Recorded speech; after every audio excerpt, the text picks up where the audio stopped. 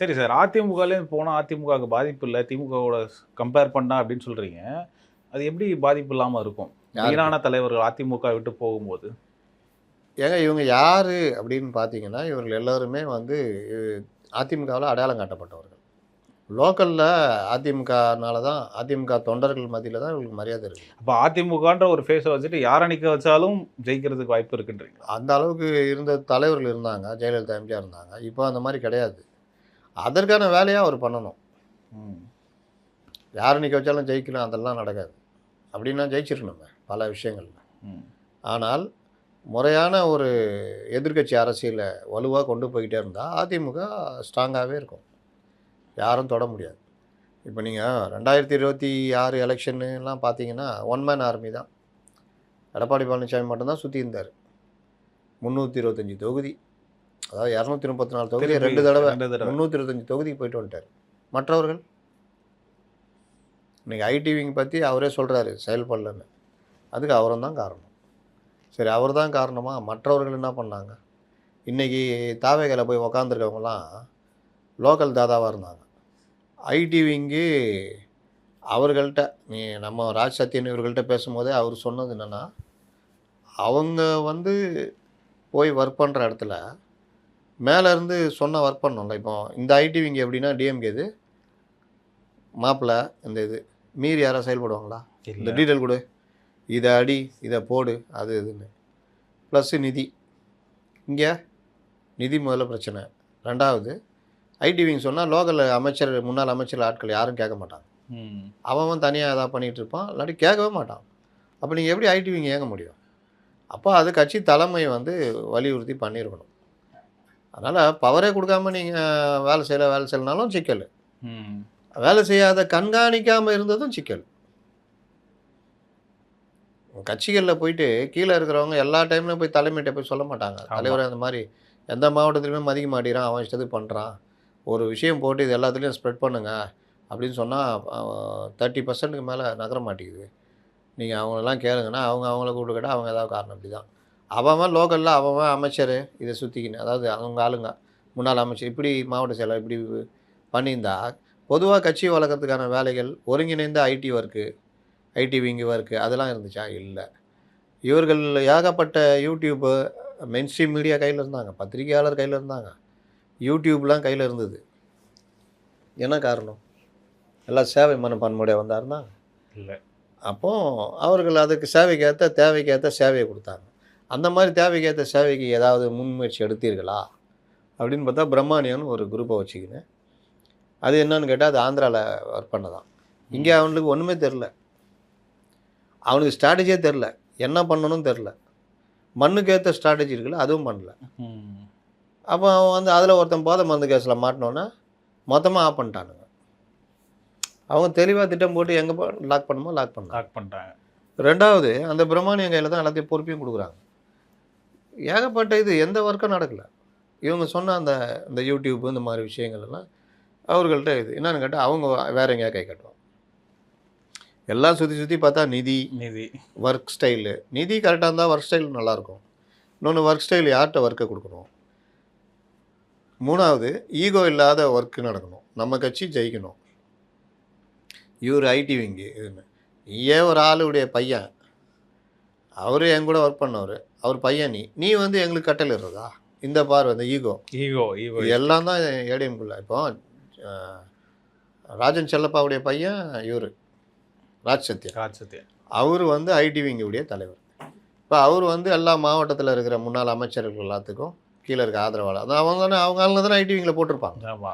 அவங்களுக்கு இவரு ஒரு இத குடுத்து இத ஸ்ப்ரெட் பண்ணுங்க இன்ஸ்ட்ரக்ஷன் அப்படின்னா, சொல்லி பண்ணாரு. எ இவரு யாரு இது பண்றது? எங்களுக்கு எங்க இவரு தான் முக்கியம். இவரு யாரு இவரு? இவரு அவர் பையன் தானே. அப்படி தனி பார்வை பார்க்குறாங்களே தவிர, ஐடி விங் செக்ரட்டரின்னு அவர பார்க்கலல்ல. அப்ப அவரால எவ்வளோ கொண்டு போ முடியும்? இந்த மாரி பல விஷயங்கள் அதிமுகவுக்குள்ள மைனஸா நடந்திருக்கு. நடந்தது. அதுக்கு பிறகு ஒருங்கிணைந்த இப்போ எடப்பாடி பழனிசாமி அவருடைய பிரச்சாரம், அவரு ஒரு தலைவரா எல்லாம் கொண்டு போவாரு. இந்த மத்த வேலைய நான் பார்த்துக்கிறேன் அப்படின்னு ஒருங்கிணைந்த ஒர்க்க யார் பார்த்தீங்க தமிழ்நாட்டுல? எஸ்பி வேலுமணி பார்த்தாரா? தமிழ்நாடு முழுவதும்.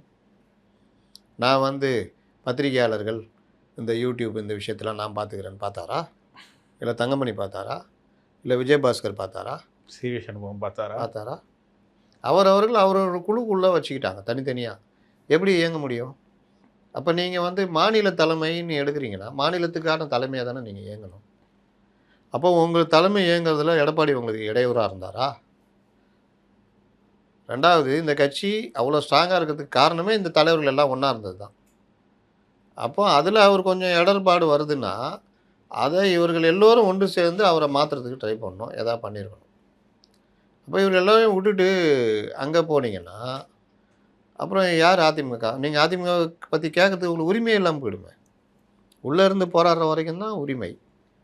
இப்போ சசிகலா தனி கட்சி ஆரம்பித்தோன்னா அவங்க பொதுச் செயலாளர் உரிமை கேட்டு உரிமையல் நீதிமன்றத்தில் போட்ட வழக்கு காலாவதி ஆகிடுச்சுல்ல. ஏன்னா நீ ஏடிஎம்கே கிடையாது. இப்போ புகழேந்தி வழக்கு போட்டிருந்தார், தாவேகா போயிட்டார். இனிமேல் அவர் ஏடிஎம்கே பற்றி பேச முடியுமா? முடியாது, முடிஞ்சிடும். சட்ட ரீதியாக முடியாது. இந்த ஓபிஎஸ் டிஎம்கே போயிட்டார். அதான் சார் ஒரு கற்பனை கேள்வி கேட்க வந்தேன். இப்போ வந்து இபிஎஸ்க்கு பதிலாக ஓபிஎஸ் வந்து பொதுச் செயலாளராக இருக்காருன்னு வச்சுப்போம். இப்போ அதிமுக எப்படி இருக்கும்? அப்போவே பிஜேபி விற்றுருப்பார். நீங்கள் வேறு இது எடுத்தோடனே எடப்பாடி அவ்வளோதாங்க. ஸ்டஃப் இருக்கணுங்க, ஸ்டஃப்பு. இல்லை நான் என்ன கேட்குறேன்னா, இப்போ தலைவர் உதாரணம் வேணால் சொல்கிறேன். 90 சீட்டு கேட்டாங்க 2021. பாஜக உச்சியில் ஏறின அவர் எல்முருகன் அவருக்கு பெரிய தலைவர். எங்களுக்கு தான் 90 சீட்டு. முதல்வர் யார் என்பதை நாங்கள் தான் தீர்மானிப்போம். என்னப்பா? நாங்கள் மத்தியில் ஆட்சியில் இருக்கோம். 17 ஸ்டேட்டில் நாங்கள் ஆட்சியில் இருக்கிறோம் தெரியுமா? இருந்துட்டு போங்க. தமிழ்நாட்டில் எங்கே இருக்கீங்க? முதல்ல நீங்கள் போனீங்கன்னா உங்களை யாருக்காவது தெரியுமா? எல்முருகன் பத்திரிகையாளருக்கு தெரியும், மற்றவங்க தெரியும். அண்ணாமலையாவது ஊர் ஃபுல்லாக தெரியும். அண்ணாமலை வரதுக்கு முன்னாடி அதான் தலைவராக அண்ணாமலை வந்த புதுசில் அப்படின்னோடனே 90 சீட்டு வேணும். இவர் ஓபிஎஸும் சேர்ந்துட்டுருக்கார். ஓபிஎஸ் 60 சீட்டு வரைக்கும் ஓகேவாம் பாஜகவுக்கு. இவர் முடியவே முடியாதுங்க. 20 சீட் தான். இங்கே பாமக அவங்களுக்கு எவ்வளோ கொடுக்கலாம், அதுலேருந்து 3 எனக்கு எக்ஸ்ட்ரா கொடுக்கணும். 90 கொடுத்தா 93. ஏப்பா 90 93 183 ஆகிடுது. மீதி 60 கொடுத்தா 63. 123 ஆகிடுது. அப்போ மீதி 20 கொண்டு வந்து நிப்பாட்டினார். அதே எடப்பாடியுடைய ஸ்டஃப், லீடர்ஷிப் குவாலிட்டி. அப்போது இந்த தன்மை வந்து ஓபிஎஸ் நீங்கள் கேட்குறீங்களா? அன்றைக்கி சரிங்கண்ணா 60 கொடுத்துருந்தேன், அண்ணா நீங்கள் பார்த்து போடுங்கண்ணா, அதாவது நான் பார்த்துக்கிறேண்ணா, அப்படி தான் போயிருப்பார். அவர் அப்படி அடகு வச்சதுனால தானே அவரை முதல்வர் பதவியிலேருந்து தூக்குனாங்க சசிகலா. அவர் முதலமைச்சராக வச்சு கண்டினியூ பண்ணுற மாதிரி தான் ஐடியா இருந்தது. அவர் இந்த வேலை பண்ணுறாருனோட தான் தூக்கிட்டு இன்றைக்கி திருமாவளவனுக்கு ஒரு மேட்டருக்கு வரேன். அடுத்து வருவோம். சசிகலா முதலமைச்சராக சொல்லி கேட்டவர் அந்த காலத்தில். அப்போது இந்த மாதிரி விஷயங்களில் வந்து நீங்கள் அதிமுகவில் உள்முரண் வெளிமுரண் ரெண்டுமே இருக்குது. வெளிமுரண் என்ன? தேர்தலில் தோற்றா பிறகு தாக்குதல்கள் அதிகமாகும். அதிலேருந்து எவ்வளோ கரைச்சி எடுக்க முடியுமோ சுயநலவாதிகள் ஓட ஆரம்பிப்பாங்க. அதை தடுக்கிற வேலையை செய்யணுன்ற திரும்ப அதை வந்து எப்படி துரோகிகளை விடலாமா? துரோகிகள் தெரியுதில்ல. நான் சில இதெல்லாம் சொல்கிறேன். சரி சேர்த்துட்டீங்க, மன்னிச்சு சேர்த்துட்டீங்க, அவங்களுக்கு உரிய இதை கொடுத்தீங்கன்னா அவன் நம்பிக்கையாக வேலை செய்ய போகிறான். அவனுக்கு கொடுக்காம நீங்கள் வச்சுருந்தீங்கன்னா ஊருக்குள்ளே அவனுக்கு மரியாதை இருக்காதுல்ல. மாவட்ட செயலராக வளம் வந்தவன துரோகிகளுக்கு கொடுக்கலாமா அப்படின்னு கமெண்ட்ஸில் கூட சில பேர்லாம் கேட்குறாங்க. அப்படியே துரோகிகளை சேர்த்துக்கிட்டீங்க, தொத்தி விட்ற வேண்டியதானே. 2 வருஷம் ட்ரைனிங் பார்ப்பாங்களாம். ஏன்னா மிலிட்ரியில் சேர்க்குறீங்க, 2 வருஷம் ட்ரைனிங் ஆனவங்க எப்படி இருப்பான்னு. துரோகி என்றைக்குமே துரோகி தானே. இன்றைக்கி அங்கே போய் தாவேக ஆதரித்து தனியாக 25 பேர் போனாங்க. 7 பேர் வந்திருந்தால் தனி கட்சியாக அவங்க அதிமுக கையில் எடுத்திருப்பாங்க. வர முடியல, திரும்ப வந்துட்டு உங்களோட இருக்கிறாங்க. என்றைக்கு இருந்தாலும் உங்களை கவுக்க தானே பார்ப்பாங்க. அதிமுக தான் அப்படின்ற அந்த ஒரே பிடிமானத்தோடு இருக்க தொண்டர்கள் இருக்காங்கல்ல, அந்த மாதிரி இருக்கிற தன்மை இல்லாதவங்க துரோகிகள் தானே. கண்டிப்பாக அவர்கள் என்றைக்கு இருந்தாலும் வேஸ்ட்டு தான். அவங்க வெளியில் போகிறதுனாலும் சரி, உள்ளே இருந்தாலும் வேஸ்ட்டு தான். அப்போ அதிமுக உண்மையிலே காப்பாற்றணுன்னு உள்ளே இருந்து போராடி ஒரு முடிவு கொண்டு வரதுக்கு பார்ப்பான். இது அதனால் இந்த விஷயம் வந்து இதுதான் காரணம். திமுக கூட போயிட்டாங்கன்னா அந்த தன்மை போயிடும், தொண்டை வெறுத்துருவோம். இன்றைக்கி உக்காந்துட்டு அவர் தான் எடப்பாடி தான் அதெல்லாம் பேசுகிறவன், நாளைக்கு திமுக கூட போனால் அவன் எதிர்த்து நிற்பான் முதல்ல. இப்போ தாவேக்கா அசைக்க முடியாத சக்தியாக எடுத்துருவோம்ல. ஆமாம், ரொம்ப ஈஸியாக போயிடும் அவங்களுக்கு. வெஸ்ட் பெங்கால் நிலமை தான். சிபிஎம், காங்கிரஸ் பெரிய கட்சி, சிபிஎம் கொஞ்சம் சின்ன கட்சி. அப்புறம் சிபிஎம் வளர்ந்து காங்கிரஸ், சிபிஎம், அப்புறம் ஜோதி பாசு வந்தோன்னே 77லேருந்து அவர் இறக்குற வரைக்கும் அவர் சிஎம். காங்கிரஸால் ஒன்றும் பண்ண முடியல, ஆனாலும் எதிர்கட்சி. கொஞ்சம் கேப் வந்தோன்னா பாஜக உள்ளே வருது. திரிணாமுல் காங்கிரஸ் ஆரம்பிக்கிறாங்க, காங்கிரஸ்லேருந்து பிரிஞ்சு போய். அப்போ 3 வரும்பொழுது காங்கிரஸ் வந்து திரிணாமுல்னு வரப்போ காங்கிரஸ் கண்டமாகுது. திரிணாமுல் காங்கிரஸ் சிபிஎம்னு வருது. ஒரு கட்டத்தில் காங்கிரஸும் சிபிஎம்மும் காங்கிரஸும் ஒன்று சேர்ந்து திரிணாமுலை எதிர்க்கிறாங்க. அப்போ 2 பேருமே கண்டமாகறாங்க. இவங்க எல்லாரையும் நான் எதிர்க்கிறேன்னு தனியாக பிஜேபி வருது. அப்போ பிஜேபி தலையெடுக்குது. கொண்டு வந்து லாஸ்ட்டில் அவர்கள் இன்றைக்கி ஆட்சியே பிடிச்சிட்டாங்க. இன்றைக்கி காங்கிரஸ் சிபிஎம் எங்கே இருக்குது? டெல்லியிலே தான் நடந்தது. ஷீலா தீட்சித் தலைமையில் காங்கிரஸ் அசைக்க முடியாத கட்சியாக இருந்தது. பிஜேபி வந்தோன்னா இவர்கள் கொஞ்சம் தடுமாறினாங்க, இது பண்ணாங்க, லாஸ்ட்டில் போச்சு. இந்த மாதிரி பல இடங்களில் நீங்கள் நேரடியாக எதிர்கட்சியாக எல்லோரும் எதிர்க்கிற ஒரு எதிர்கட்சியாக செயல்பட்டிங்கன்னா நிற்கலாம். இந்த தடுமாற்றம் இருந்து சேர்ந்தீங்கன்னா ஒரு கட்சி கண்டமாயிடும், இன்னொரு கட்சியும் அப்புறையே கண்டமாகும். இதுதான் நான் அதனால தான் நான் அதை சொல்கிறேன். சரி சார், கம் டு திருமாவளவன் வருவோம். திமுக ஜெயிச்ச 59 இடங்களில் விசிகாவோட பங்கு வந்து ரொம்ப இருக்குது, ரொம்ப முக்கியமானது அப்படின்னு. மற்ற இடங்கள் தோத்த இடங்கள் தான், ஜெயிச்ச இடங்களுக்கு தோத்த இடங்கள் அதுலேயும் இருக்குன்றீங்களா? அவர் உலர்களுக்கு அளவே இல்லாமல் போய்கிட்டு இருக்குது. நேற்று என்ன சொல்கிறாரு, நான் வந்து இது ஆர்எஸ்எஸ் பெற்றெடுத்த பிள்ளை நான் சொன்னேன். அந்த மாதிரி ஏன் என்னை கேட்கல சொன்னீங்க? அதாவது கேட்கலையா? கேட்டதெல்லாம் பார்த்துட்டு தான் அவர் வந்து வெளியில் சொல்கிறாரு. டெய்லி ஒரு இது வேணும்ல, இன்று ஒரு தகவல். தென்கட்சிக்கோ சாமிநாதன் மாதிரி இன்று ஒரு தகவல். அதில் ஆர்எஸ்எஸ் பெற்றெடுத்த பிள்ளை நீங்கள் ஏன் ஆதரவு கொடுத்தீங்கன்னு என்கிட்ட கேட்குறாங்க. நீ ஏன் ஆதரவு கேட்டுன்னு அவரே வந்து கேட்கல. இப்போ விஜய்கிட்ட போயிட்டாரா? சரி, ஆர்எஸ்எஸ் பெற்றெடுத்த பிள்ளை அவர் வந்து உங்கள்கிட்ட ஆதரவு கேட்டார். ஆர்எஸ்எஸ் பெற்றெடுத்த பிள்ளைக்கு நீங்கள் ஏன் ஆதரவு கொடுத்து அமைச்சர் வாங்கினீங்க கேட்டால் எங்களை மட்டும்தான் குறி வைக்கிறீங்க. சரி ரைட்டு, ஆர்எஸ்எஸ் பெற்றெடுத்த பிள்ளை சொன்ன நீங்கள் இப்போ ஏன் திமுக ஒரே கூட்டணியில் வரணும்னு கேட்குறீங்க? இப்போ ஆர்எஸ்எஸ் பெற்றெடுத்த பிள்ளை நீங்கள் ஏன் சொன்னீங்க? போன ஆட்சியில் சொன்னீங்களே, அது உண்மையா இது உண்மையா? யாராவது கேட்கணும்ல, கேட்கணும். அப்புறம் ஆர்எஸ்எஸ் பெற்றெடுத்த தூய சக்தி ஏன் தீய சக்தியை போய் பார்த்தது? இவர் போய் யாரை வேணால் பார்க்கலாம். இவர் வந்து சசிகலாவை முதலமைச்சராக திமுக கூட்டணியில் இருந்துன்னு சசிகலா அவர்கள் முதலமைச்சராக வரணும் அப்படின்னு சொல்லலாம். மற்றவர்களை சந்திக்கலாம், ராஜபக்சவே சந்திக்கலாம், நட்பு ரீதியாக சந்திச்சேன்னு சொல்லலாம், பரிசு பொருள் வாங்கிக்கலாம். ஆனால் ஒரு இளைஞர் ஆட்சிக்கு வந்திருக்காரு, எல்லாரையும் பார்க்கணும் அப்படின்ற முறையில் அவர் பழகும் போது அங்கிள்லாம் பழகிருப்பார். உண்மையிலேயே அங்கிள் தான் அவருக்கு. ஆரம்ப காலத்தில் தான் விஜய் அவர்லாம் அண்ணன்னு சொல்லியிருந்தார். யார்? உதயநிதி. அப்புறம் நண்பர்னார், அப்புறம் வேறு சொல்ல ஆரம்பிச்சிட்டாரு. அப்போது அந்த இதெல்லாம் இருந்திருக்குது. படம் எடுக்கும் போது இவர் ஸ்டாலினை பேட்டி கொடுத்துருப்பார், படம் எடுக்கிறேன் அந்த மாதிரி. இது குருவின் முதல் படம் குருவி. அப்போல்லாம் கூப்பிட்டு வச்சு விஜய்ட்டெலாம் பேசியிருப்பார மாட்டாரா? விஜய் அவங்களாம் ரொம்ப நெருங்கின ஃப்ரெண்டு தான், ஃபேமிலி ஃப்ரெண்டு. சங்கீதா அவர்களும் ஸ்டாலினுடைய சகோதரியும் கனிமொழி அவர்களும் எல்லாம் குடும்ப நண்பர்கள், சும்மா இல்லை. அதெல்லாம் நீங்கள் வேறு என்ன மேட்ரு இதெல்லாம் கேட்காதீங்க. அங்கங்கே அவங்க தான் இது அதெல்லாம் கிடையாது, அதுக்கு பலர் பங்கு உண்டு. அப்போது இந்த விவகாரத்தில் இவர் போய் பார்க்குறத தப்புன்னு சொல்கிறேன். நீங்கள் ராஜபக்ஷ போய் பார்த்தீங்களே, அது எதில் சேரும்? எந்த நாகரிகத்தில் சேரும்? நீங்கள் பெரிதும் மதிக்கிற கலைஞர் அண்ணா, அவர் நெஞ்சுக்கு நிதியில் கலைஞர் எழுதியிருப்பார், நாங்கள் ஆட்சிக்கு வந்த பொழுதில் எல்லாருக்கும் போய் மரியாதை செலுத்தணும்னு நினச்சோம், எல்லார்ட்டையும் ஆசீர்வாதம் வாங்கணும், எங்கள்கிட்ட காசு இல்லை, காரும் இல்லை, நண்பர் ஒருகிட்ட காரை வாங்கிக்கின்னு கையில் மாலை சால்வை வாங்கிறது காசு இல்லாதனால 10-15 எலுமிச்சை பழத்தை வாங்கி வச்சுக்கினேன். அண்ணா பேசிக்கிட்டே இருப்பார், நான் எலுமிச்சை பழத்தை அவர் கையில் நைஸாக திணிப்பேன், அவர் அவங்கள்ட்ட பேசிக்கிட்டே அவங்க கையில் திணிப்பாங்க அப்படின்னு எழுதியிருக்காரு. காமராஜரை போய் பார்த்தாங்களா? அது என்னது அண்டங்காக்கம் தானே சொன்னாங்க. காமராஜரே தோக்கடிச்சாங்களா இல்லையா? அவரே போய் பார்த்து ஆசீர்வாதம் வாங்கினாங்களா இல்லையா? அன்னைக்கு காமராஜருக்கு ஒரு பெருந்தன்மை இருந்தது.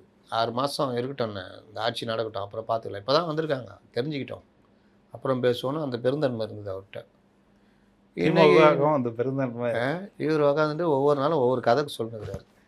இன்று குட்டி ஸ்டோரி சொன்னவருக்கு இவர் குட்டி ஸ்டோரி சொல்லுங்கிறாரு டெய்லி. ஒரு இன்னொன்று சொன்னார் சார், இந்த ஐஏஎஸ் ஆஃபீஸர்ஸில் ரிட்டையர் ஆனதுக்கப்புறம் அவங்கவுங்க ஒரு குழுவாக சேர்ந்துக்கிட்டு அறிக்கை விடுறது, ஹெல்ப் பண்ணுவாங்க, பட்ஜெட் தாக்கல் பண்ணுவாங்க அப்படின்லாம் சொன்னார். புதுசாக ஒன்று சொல்லிகிட்டு இருக்காரு, எப்படி பார்க்குறீங்க? குட்டி ஸ்டோரி திருமாவளவன் வச்சுக்க வேண்டியதான். அவர் ரொம்ப குழம்பு போச்சு. பேசாமல் அதான் சொல்கிறேன், நாங்கள் அனுப்பிச்சிடலாம். இஸ்ரேல், ஈரான், அமெரிக்கா பேச்சுவார்த்தைக்கு. ஏதாவது ஒன்று தீர்த்துட்டு வருவார். இவர் பேச்சு கேட்டு பயந்து போய். ட்ரம்ப்புக்கு ஆலோசகராக அனுப்பிச்சிடலாம் சார். அதான் ட்ரம்ப்புக்கு ஆலோசனை அமைச்சா பெரிய சிக்கலாகிடும். சரி சார். அமைச்சர் ராஜ்மோகன் அவர்கள் வந்து ஒரு அறிக்கை விட்டிருக்காரு. பள்ளிகளில் அனுமதியின்றி இனிமேல் யாரும் தேவையில்லாமல் நுழையக்கூடாது, மாணவர்கள்ட்ட உரையாடக்கூடாது அப்படின்னு அமைச்சிருக்காரு. அந்த பிரச்சனை பெருசானதுக்கப்புறம் அந்த மாதிரி அறிக்கையை எப்படி பார்க்குறீங்க? இல்லை, இந்த விவகாரங்கள்லாம் அவங்க டக்கு டக்குன்னு நடவடிக்கை எடுக்கிறாங்க. பள்ளிகள் வந்து எப்படி போகணும் அப்படின்றது மட்டும் பார்த்து, அதாவது என்ன மாதிரிலாம் இருக்கணும் அப்படின்னு. அதில் வந்து நேற்று ராஜ்மோகன் வந்து ஒரு அறிக்கையாக வெளியிட்டு இனிமேல் இப்படி தான் இருக்கணும் அப்படின்ற மாதிரி கொண்டு வந்திருக்காங்க.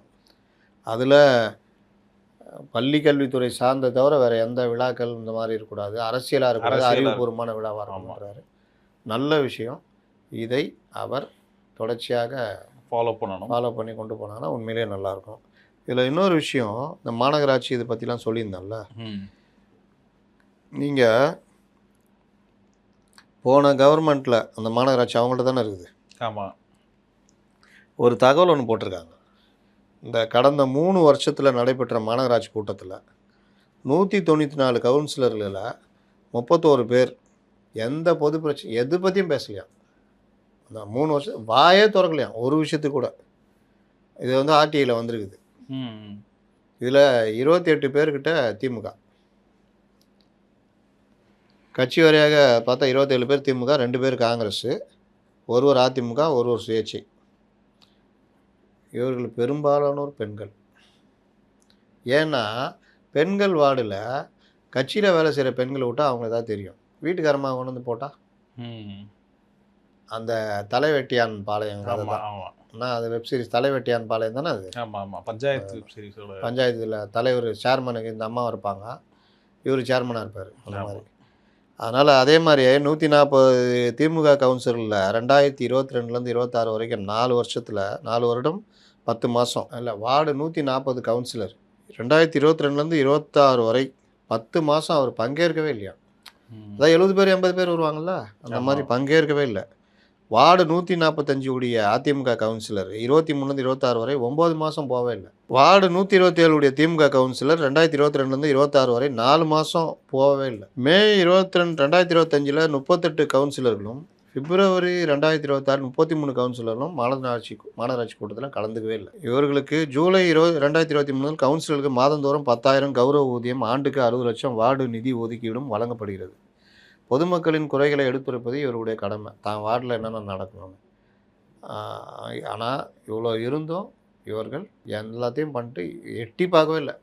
மன்ற கூட்டம் எத்தனை நாள் நடக்கும்னு நினைக்கிறீங்க? மாதத்துக்கு ஒரே ஒரு நாள், அதுவும் மத்தியானம் வரைக்கும் தான் நடக்கும். ஆஃப் டே. அப்புறம் லஞ்சு போட்டு சாப்பாடும் போட்டு அமுச்சு விட்ருவாங்க. இதில் கூட கலந்துக்க முடியல இவர்கள் ஆளுங்கட்சி கவுன்சிலர்கள். பார்த்துக்கணும்.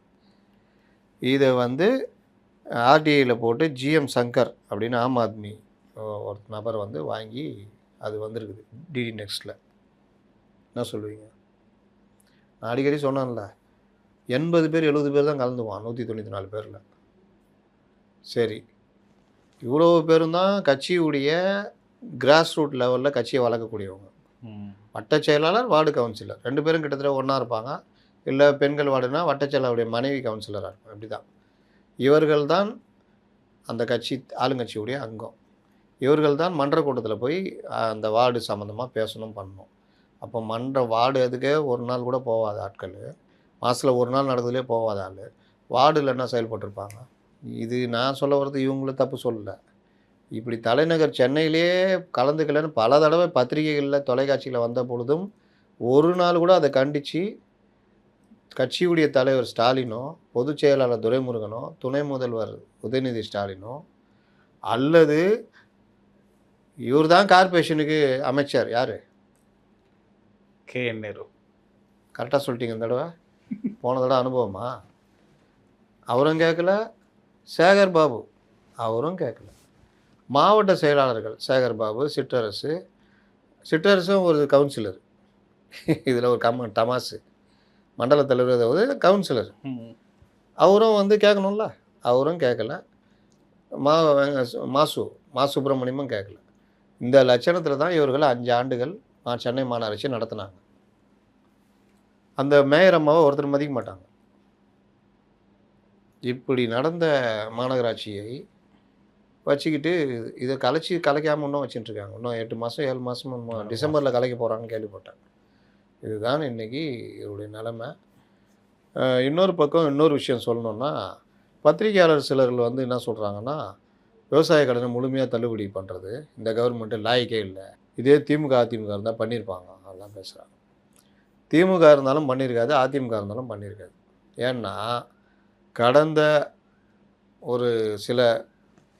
ஒரு வருஷத்துக்குள்ளே நினைக்கிறேன் ரிசர்வ் வங்கி ஒரு திருத்தம் கொண்டு வராங்க. பேட்டா நீ அறிவிச்சே வச்சுக்கோ, 12,000 தள்ளுபடின்னு அறிவிச்சேன்னா எண்ணி 45லேருந்து 60 நாளுக்குள்ளே அந்த 12,000 கட்டிடணும். நபார்டுக்கிட்ட கட்டிடணும்.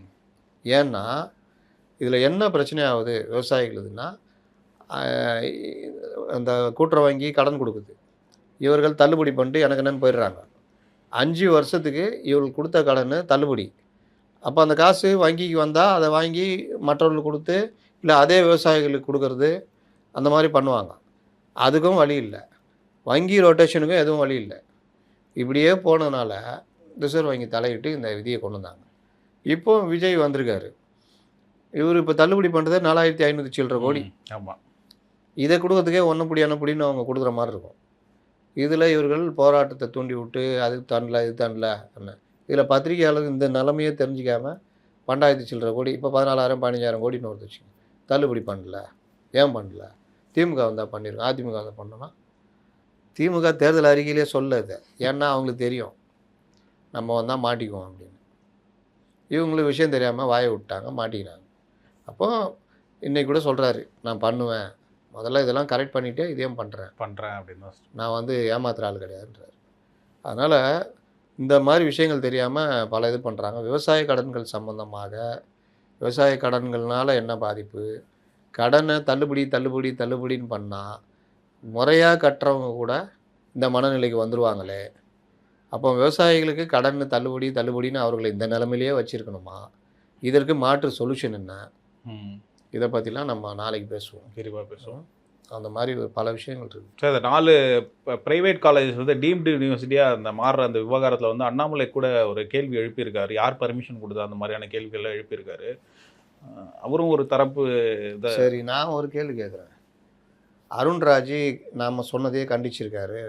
ஆனால் இதுக்கான அந்த இதை அப்ளை பண்ணி 60 நாளில் என்ஓசி கொடுக்கலாம், ஆட்டோமேட்டிக்காக அது டீம்டு யூனிவர்சிட்டியாக மத்திய அரசு கொடுத்துரும். கன்சிடர் பண்ணும். நம்ம வாசல் கூட சில பேர் போட்டிருக்காங்க. இன்னும் சிலர் நுணுக்கமாக கேட்டிருக்காங்க, ஏங்க அவங்க அங்கே கொடுக்காம விட்டால் அவங்க எப்படி மத்திய அரசு குறை சொல்லுவீங்க அப்படின்னு. இதை மாற்றி வேறு ஏதாவது சிஸ்டம் கொண்டு வரணுன்றதான் நம்ம சொன்னது. இல்லாட்டி இந்த மாதிரி இதெல்லாம் நடக்கும். திமுக அவ்வளோ கொந்தளிக்கிறாரா? இப்போ கர்நாடகா அமைச்சர் தண்ணி விடமாட்டேன்னு சொல்லலை, நீர் இருப்பு கம்மியாக இருக்குது, பருவமழையும் போய்த்து இருக்குது, அது இதானோன்னு நாங்கள் வந்து அதை பற்றி பரிசீலிக்கிறோம் அப்படின்னு சொல்லியிருந்ததா. தண்ணியே கொடுக்கல, நீ என்ன சொல்கிற அப்படின்னு கேட்டிருக்கு. அவர் நேற்று பதிலடி கொடுத்துருக்காரு. இப்போ அந்த மாதிரி இதெல்லாம் கவனம் வருது. டீம்டு யூனிவர்சிட்டியாக போச்சு, அது உங்கள் கட்சிக்காரங்க தானே, ஏன் கண்டித்து அறிக்கை வரல, ஏன் இது பண்ணல?